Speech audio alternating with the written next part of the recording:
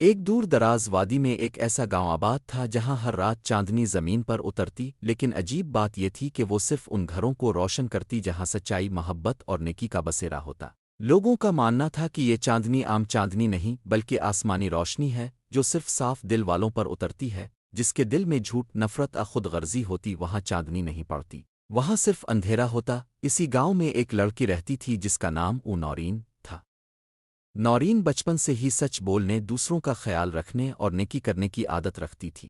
اس کا چھوٹا سا کچا گھر تھا، مگر ہر رات چاندنی اس کے آنگن کو ایسے جگمگاتی جیسے چاند نے اسے گلے لگا لیا ہو۔ نورین کے پڑوس میں ایک مالدار شخص افضل میاں رہتے تھے۔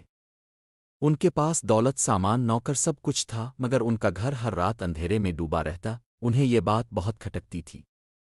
وہ کہتے، آخر چاندنی میرے گھر کیوں نہیں آتی؟ میں تو سب سے بڑا آدمی ہوں اس گاؤں کا۔